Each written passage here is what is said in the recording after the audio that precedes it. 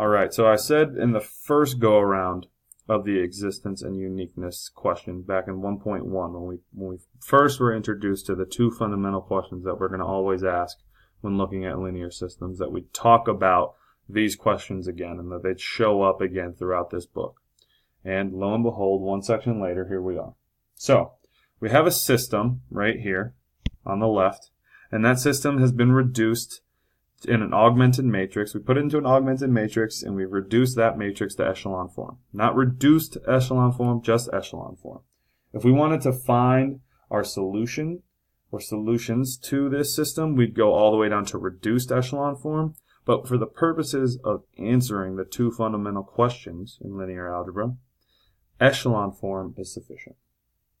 So let's describe this system just a little bit. First question we want to ask is kind of going back to the video when we talked about basic and free variables. What are our basic variables?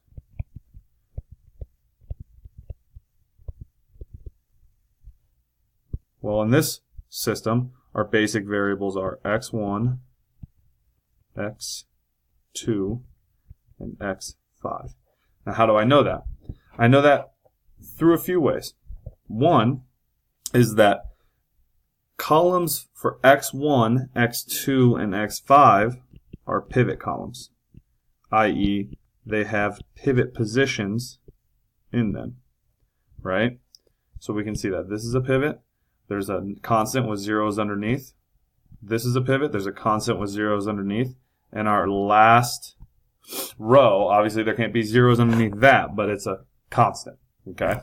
And there's zeros to the left as well. So another way that you can tell that these are basic variables is that these variables, x1, x2, and x5, show up in only one equation, right? This is the only place x1 is present. That's 0 and these other two guys, right? It's 0 here and it's 0 here. x2, same thing. Shows up only in this equation right here. It shows up in this middle equation, the second equation. And it's the only equation it shows up in. Same thing with x5 with the third equation. Now, how about free variables? What are our free variables? Well, the easy way to determine what our free variables are is basically by saying, okay, well, I know what my basic variables are. There can only be two choices. So my free variables are all the other ones. So that's going to be x3 and x4. One thing we talked about in the video that we discussed and introduced basic and free variables is that free variables also show up in multiple equations, right? So we can see x3 here is showing up in this equation and this equation. Now you might say, okay, well, what about x2 showing up here and x2 showing up here? And you're absolutely right, it is showing up here, but the difference is that this is echelon form. And so when we would derive this all the way down to reduced echelon form, the -9 above that 2 in the x2 column is actually going to go to 0. And the same thing would happen when we go here and here. These two numbers, 2 and 6, in the x5 column would also get reduced to 0 when we get to reduced echelon form. So the easiest rule of thumb when asking what your free variables are is just by looking at what your basic variables are and knowing that anything that isn't a basic variable is a free variable. Now, one last important thing to note about this system, okay, is not with respect to its variables, but actually with respect to the equations in it. So we're not thinking about it in vertical terms, but thinking about it in horizontal terms. And that is that there is no equation, there's no row that has a bunch of zeros in it equal to, let's say, 1. It could be any constant. We'll just use 1 as an example. All right? And that's a very important thing to notice and a very important thing to observe, right? And so using this information, especially this last part, we can answer the first question. All right? And the first question of our two fundamental questions is the system consistent? Does a solution exist? Okay? And we know that the system is consistent. Remember, we can think back to when a system is inconsistent is when we have something like 0 is equal to this 1, right? So these two things are bad. Okay, since I have this here, I'm going to just erase that so it's a little less confusing. So this is what leads to an inconsistent system.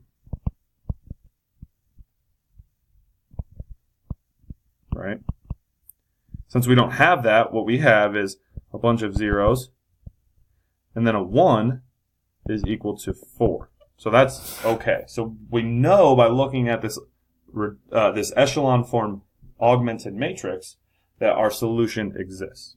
Now the next question we want to ask is, okay, since we know the solution exists, is it the only one? Is it a unique solution?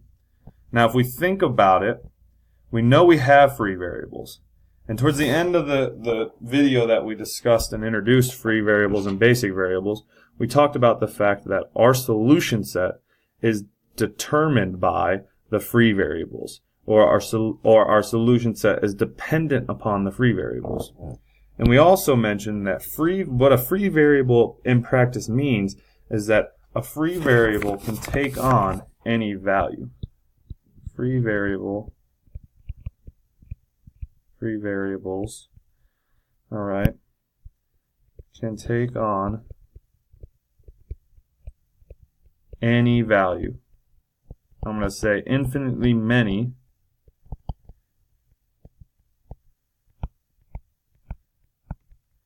values, okay? And what this means with respect to our solution set is that there is infinitely many solutions in our solution set. Okay? There is an infinite number of solutions that satisfy this linear system. And that might sound like a really crazy idea. It might sound impossible.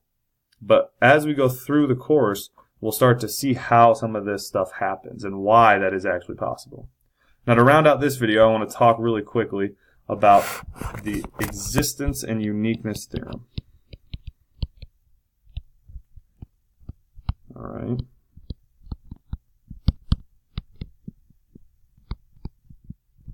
Now, the existence and uniqueness theorem states that a linear system